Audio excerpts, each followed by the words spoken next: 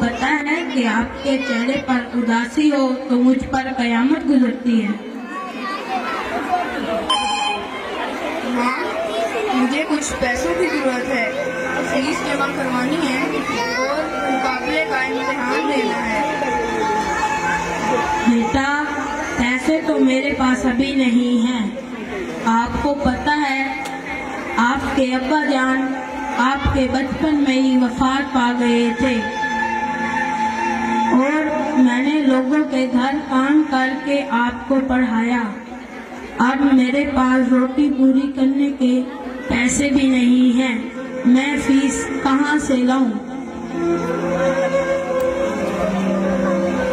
माँ, अगर मैं तैयारी करके इम्तिहान ना दूँ तो मेरी पढ़ाई बेकार है और मैं बेरोजगार हूँ। मैं मेहनत मजदूरी करूँगा और मेरा मुस्तकबिल बर्बाद हो जाएगा। हाँ ना बेटा ना, ऐसा अल्फाज कभी मुंह पर भी ना लाना। आपको पता है कि मैंने सारी जिंदगी सिर्फ इसी आस पर गुजारी है कि मेरा बेटा सुख की जिंदगी गुजारेगा। इसी आस ने मुझे कभी थकने नहीं दिया। मैं इंतजाम करती हूँ।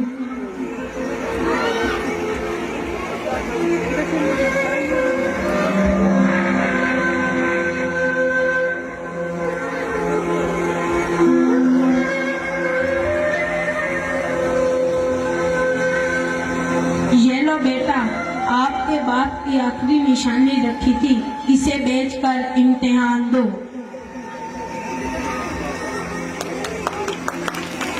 नहीं माँ, मैं ये नहीं लेता। आपकी आँख की नहीं बता रही है ये रॉकेट आपको कितना प्यारा है। कोई शक नहीं बेटा कि ये लॉकेट मुझे कितना प्यारा है, लेकिन आपसे ज्यादा प्यारा नहीं। ये ले लो ना बेटा, नहीं माँ, ये ले लो ना बेटा।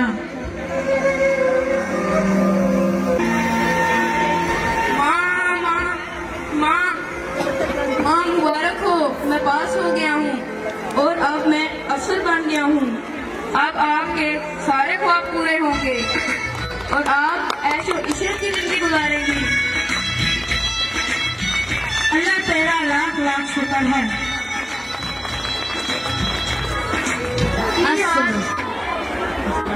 की हाल है जनता बहन? अल्लाह का शुक्र है जेड़ी गुजरी जावे। वाह वाह बहन। जन्नत बहन, साडे पुत्र अमार दा की हाल है? बहन अमार दी शादी कर दी सी। ओदी बेगम वाह वाह पढ़ी लिखी है। अमार दा एक बच्चा है जैन, और स्कूल भी जाता है। जनता बहन, हुण ते तेरी मौजा ने, हुण ते तू जैन नू लोरियां भी देंदी होसे ते कहानियां भी सुनेंदी होसे। हाँ, अल्लाह तेरा शुक्र है। जन्नत बहन, लगदा है तू ते खुश नहीं रहंदी, वापस पिंड आ जा। ना बहन ना, मेरा हुण कौन है? मैं उत्थन दे लोग बड़े याद आंदे ने और पिंड भी बड़ा याद आंदा है।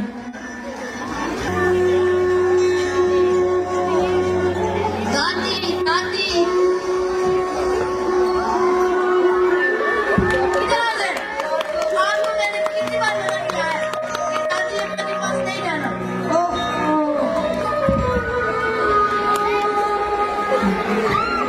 अच्छा जनता बहन, अच्छा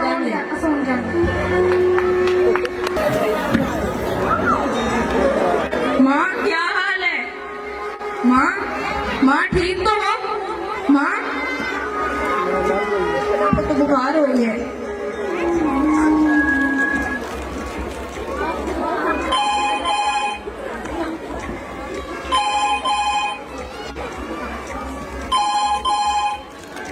हेलो डॉक्टर साहब, जल्दी से मेरे घर आ जाएं, मेरी वालदा को कुछ हो गया है।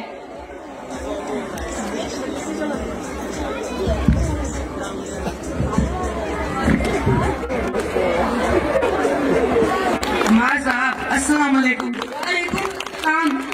बताएं वाला साहिबों को क्या हुआ? पता नहीं।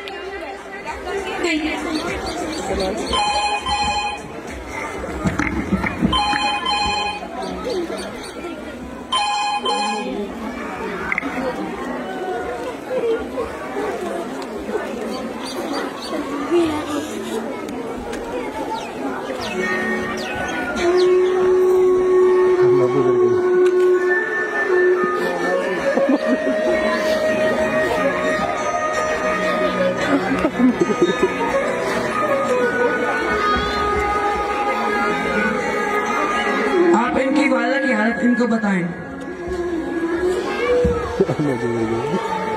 मां साहेब, आपकी वाला को दिल का दौरा पड़ा है।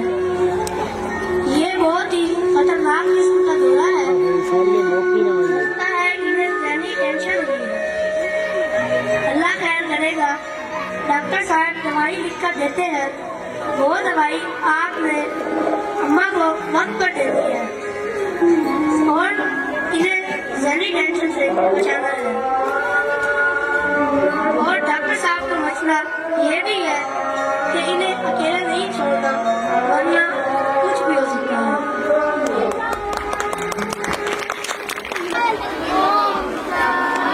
Sit down. Thank you. अस्सलाम वालेकुम। बच्चों, आप कैसे हैं? कल मैंने आपसे जिम्मा लगाया था कि आपने मजमून याद करके आना है, जिसका उन्वान है दादा दादी। तो आपको याद है? तो आप लिखना शुरू करो, लेकिन एक बात याद रखना कि आपने कोई रटा हुआ मजमून नहीं लिखना। लिखना वो है जो आपके दिल में हो। Your turn starts now.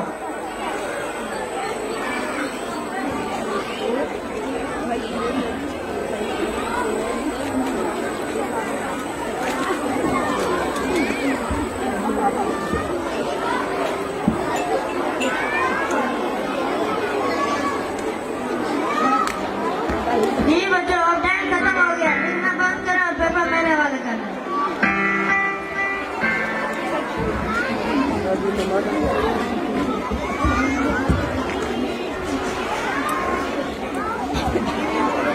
बच्चों, आप इंतजार करें, मैं चेक करके नंबर लगाता हूँ।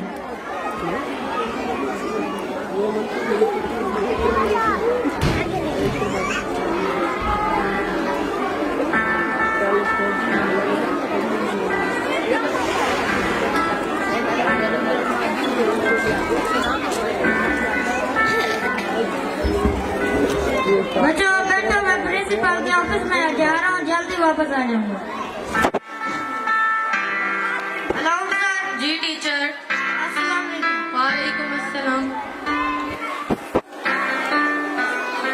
खैरियत तो है? आप इतने परेशान लग रहे हैं। बात ही कुछ ऐसी है सर।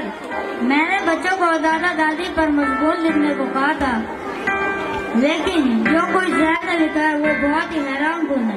क्या बात है? क्या लिखा है? आप खुद ही पढ़ लीजिए सर। मेरा नाम जैन है और मैं Prince Grammar English medium Urdu सुल्तान में क्लास 7 का स्टूडेंट हूँ। मैं अपनी दादी से बहुत प्यार करता हूँ और वो भी मुझे बहुत प्यार करती हैं। मेरी दादी मुझे राजा रानी और परियों के किस्से सुनाती हैं और मेरे पापा के बचपन के किस्से सुनाती हैं। मेरी दादी मुझे बताती हैं कि मेरे पापा बचपन में बिल्कुल मेरे जैसे शरारती थे। मेरे दादा मेरे पापा को कंधों पर बिठाकर मेले पर ले जाया करते थे। जब कभी मेरे पापा कोई जिद करते थे तो मेरे दादा वो जिद पूरी कर दिया करते थे। लेकिन अब जब कि मेरी दादी को मेरे पापा के सहारे की जरूरत है तो वो अपना फर्ज अंजाम देने से कतरा रहे हैं और मेरे मामा पापा मेरी दादी को कोसते रहते हैं। मेरी मामा तो यहाँ तक कहती हैं कि ये बुढ़िया मरेगी तो हमें सुकून मिलेगा। मेरे मामा पापा दादी को ना तो वक्त पर खाना देते हैं और ना दवा वगैरह। मैं पिछले कई महीनों से दादी माँ के कमरे में नहीं गया क्योंकि मेरा दादी माँ को मिलना मेरे मामा पापा को बिल्कुल पसंद नहीं है और वो मुझे मना करते हैं। मेरे मामा पापा कहते हैं कि मेरी दादी पुराने जमाने की है और उनकी सोच भी पुरानी है। अगर मैं दादी माँ को मिलूंगा या उनके पास ज्यादा वक्त गुजारूंगा तो मेरी सोच भी पुरानी हो जाएगी। मैं अपनी दादी के पास रहना चाहता हूँ और उनसे कहानियाँ सुनना चाहता हूँ। आई लव यू दादी, आई लव यू दादी।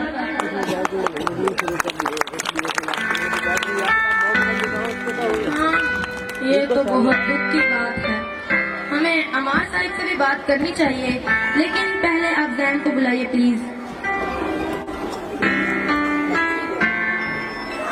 जैन बेटा, आपको प्रिंसिपल बुला रहे हैं।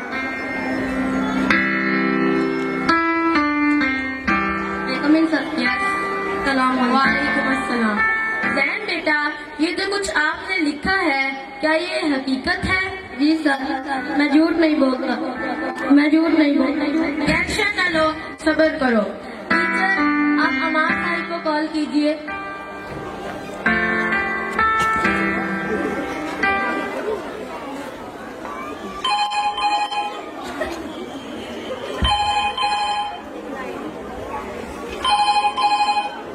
हेलो, आप अमार साहब बात कर रहे हैं? जी, मैं जैन की क्लास का इंचार्ज बात कर रहा हूँ। आपको हमारे स्कूल आना पड़ेगा। आपको प्रिंसिपल साहब बुला रहे हैं। जी, मैं पहुंच रहा हूँ।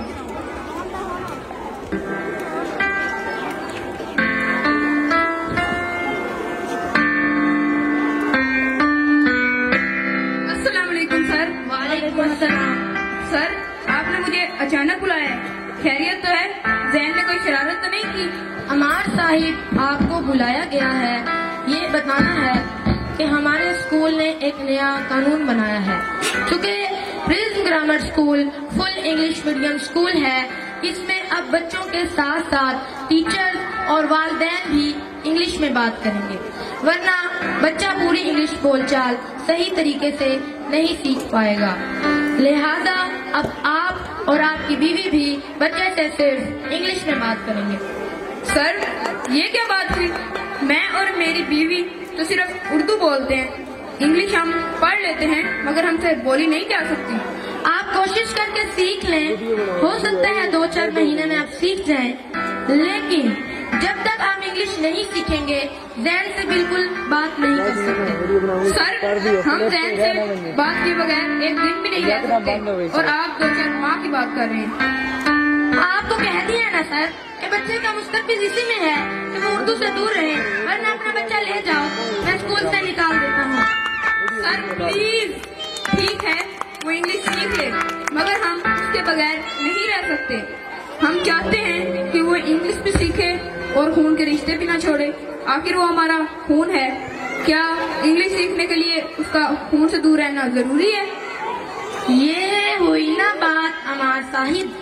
दरअसल मैं भी तो आपको यही समझाना चाहता था कि कुछ सीखने के लिए अपने इक़्तिदार को भुलाना जरूरी नहीं। आप जैसे बड़े लोग यकदम तरक्की के लिए अपने इक़्तिदार, वालिदैन, रिश्तेदार, तौर तरीके सबको भुलाना जरूरी समझते हैं, लेकिन जब आप लोगों पर अपना बुढ़ापा आता है तो आपके साथ भी यही होता है। आप सोचें, आपके वालिद को वो सहूलियात मुयस्सर नहीं थी जो आपको थी, वो भी इतनी नहीं थी जितने आपके बेटे को मिल रही हैं। इसी तरह जमाना तरक्की करता जाता है, लेकिन इसका मतलब ये थोड़ी है कि आप थोड़ा सा तरक्की कर लें तो पिछलों को हकीर समझना शुरू कर दें। क्या आप सोच सकते हैं, आपको मेरी बात करना इतना नागवार गुजरा है, और आपकी माँ जिसे आप बच्चे से मिलने नहीं देते, बात नहीं करने देते, जिसका इस दुनिया में और कोई है भी नहीं, उस पर क्या गुजर रही होगी और जैन पर क्या गुजर रही है, मजीद आप ये खुद पढ़ें। मैं पिछले कई महीनों से दादी माँ के कमरे में नहीं गया, क्योंकि मेरा दादी माँ को मिलना मेरे मामा पापा को बिल्कुल पसंद नहीं है और वो मुझे मना करते हैं। मेरे मामा पापा कहते हैं कि मेरी दादी पुराने जमाने की है और उनकी सोच भी पुरानी है। अगर मैं दादी माँ को मिलूंगा या उनके पास ज्यादा वक्त गुजारूंगा तो मेरी सोच भी पुरानी हो जाएगी। मैं अपनी दादी माँ के पास रहना चाहता हूँ और उनसे कहानियाँ सुनना चाहता हूँ। आई लव यू दादी, आई लव यू दादी। सर, आपकी और जैन की तहरीर ने मेरी आंखें खोल दी हैं। मैं जाने अनजाने में पता नहीं क्या कर बैठा था। मैंने अपनी माँ का और अपने बेटे का दिल दुखाया है। मैं अभी अपनी बीवी और अपने बच्चे को लेकर माँ जी के पास जाता हूँ और उनसे माफी मांग लेता हूँ।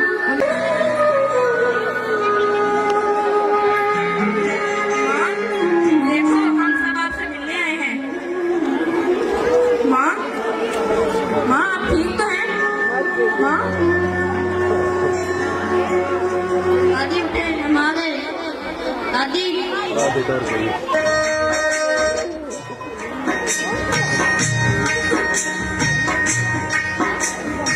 माफ कर दो। दादी उठे, हम आ गए।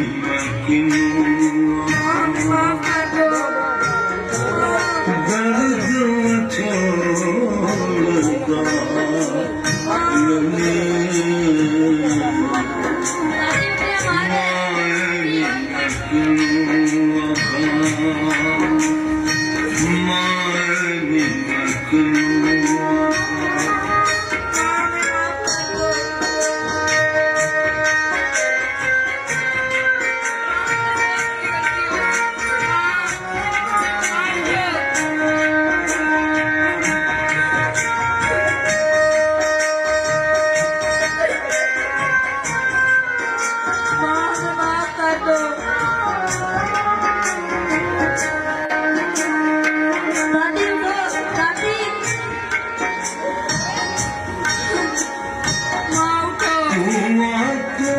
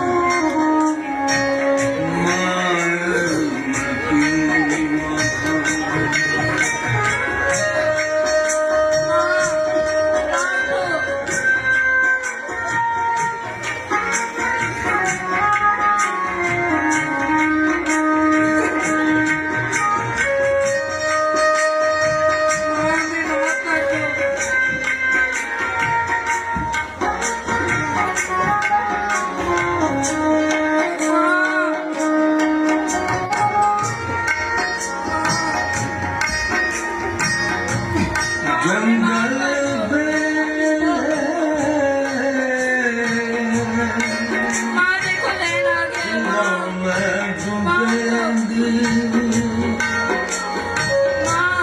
जंगल बेले